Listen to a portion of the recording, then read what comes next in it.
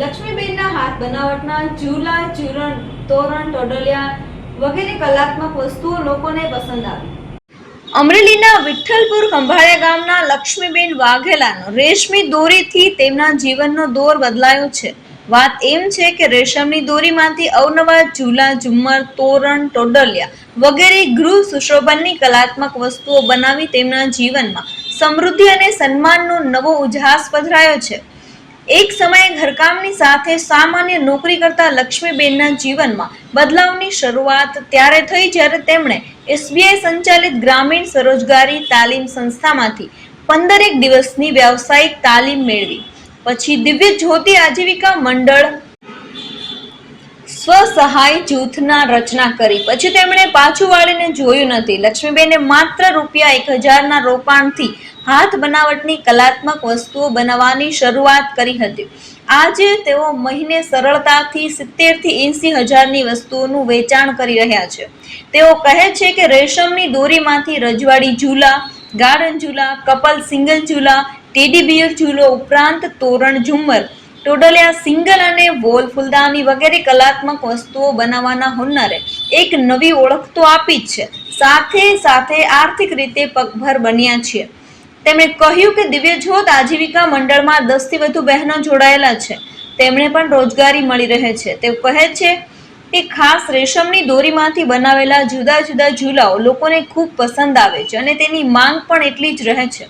લગ્ન વગેરે પ્રસંગોની સિઝનમાં પણ તોરણ, ઝુમ્મર, ટોડલિયા વગેરેનો સેટ છે તેનું પણ એટલું જ વેચાણ થાય છે. તેઓ જણાવે છે કે હાથ બનાવટની વસ્તુઓનું સરળતાથી વેચાણ થઈ શકે છે માટે જુદા જુદા પ્લેટફોર્મ પર પૂરા પાડવા માટે ગ્રામ વિકાસ એજન્સી અમરેલીનો ખૂબ મોટો સહયોગ રહ્યો છે. આ સફળતામાં તેઓ તેમના પતિ શ્રી મિથુનભાઈ અને પરિવારજનોનો એટલો જ સહયોગ હોવાનું માને છે. તેઓ કહે છે કે સરસ મેળા ઉપરાંત રાજ્યમાં અને રાજ્ય બહાર કેન્દ્ર રાજ્ય સરકાર દ્વારા આયોજિત મેળાથી વસ્તુઓના વેચાણ અને માર્કેટિંગ માટેનું એક પ્લેટફોર્મ મળે છે. તેઓ મુંબઈ, અમદાવાદ, કચ્છ, સોમનાથ વગેરે શહેરોમાં આયોજિત મેળામાં ભાગ લઈ ચૂક્યા છે. તેઓ જણાવે છે કે એક સમયે મહિલાઓનું જીવન 4 દિવાલો વચ્ચે મર્યાદિત હતું, પરંતુ કેન્દ્ર રાજ્ય સરકારની મહિલાઓને આત્મનિર્ભર અને આર્થિક રીતે પગભર કરવા માટેની પ્રોત્સાહક નીતિઓ અને યોજનાઓથી ખાસ કરી ગ્રામીણ વિસ્તારની મહિલાઓમાં ખૂબ મોટો બદલાવ આવ્યો છે. આજે મહિલાઓ ઘર સંભાળવાની સાથે રચનાત્મક પ્રવૃત્તિઓ માધ્યમથી તેમના જીવનમાં નવા આયામો ઉમેરાયા છે. કેન્દ્ર રાજ્ય સરકારે મહિલાઓમાં પડેલી સુષુપ્ત શક્તિઓને બહાર લાવવા માટે તાલીમ અને પ્રોત્સાહન આપવાની સાથે સામાજિક આર્થિક રીતે આગળ વધવા માટે પ્લેટફોર્મ પણ પૂરું પાડ્યું છે. ઉલ્લેખનીય છે કે અમરેલી ખાતેના ફોરવર્ડ હાઈસ્કૂલ મેદાનમાં આયોજિત સરસ મેળામાં એક સ્ટોલ માધ્યમથી લક્ષ્મીબેન વાઘેલા હાથ બનાવટની કલાત્મક વસ્તુઓનું વેચાણ કરી રહ્યા છે.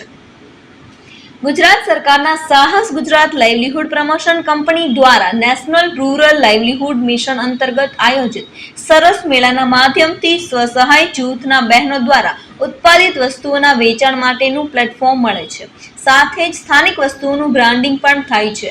અહીં જિલ્લા અને રાજ્યમાંથી આવેલા સ્વસહાય જૂથોના બહેનોએ ઇમિટેશન હેન્ડલૂમ, હેન્ડીક્રાફ્ટ, પ્રાકૃતિક કૃષિ પેદાશો, ક્લે આર્ટ સહિત અવનવી વસ્તુઓનો પણ સ્ટોલ લગાવ્યા છે. આ સરસ મેળામાં મહિલાઓને વિનામૂલ્યે સ્ટોલ્સ ફાળવવાની સાથે રહેવા જમવાની સુવિધાઓ પણ આપવામાં આવે છે.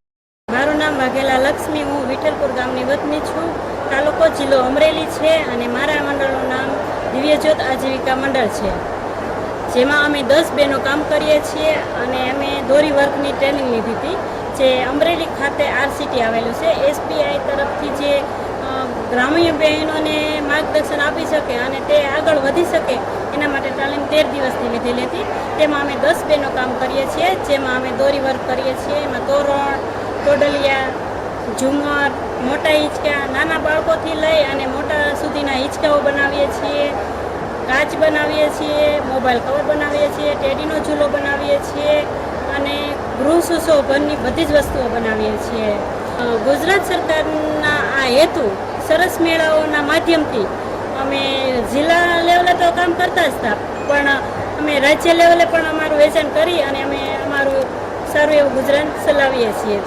તો ગુજરાત સરકાર વડાપ્રધાનને અમારી શુભેચ્છાઓ, જેણે અમને પગભર બનાવી અને અમારી બહેનો જેવી કે અમારા ઘરે કામ આવે છે તે બહેનોને પણ રોજગારી મળી રહે. ખાસ કરીને આ સરસ મેળાનું આયોજન આપણા વડાપ્રધાન જેમણે કરેલું છે કે સ્વદેશી વસ્તુઓ જે બનાવીએ છીએ તેમનું વેચાણ લોકલ માર્કેટથી થઈ અને ગામડા સુધી પહોંચે, તો આ હેતુને આપણે સૌ સાથે મળીને અપનાવીએ અને ખરીદીનું વેચાણ સારી રીતે કરી શકે એ માટે સૌને આવો આગ્રહ.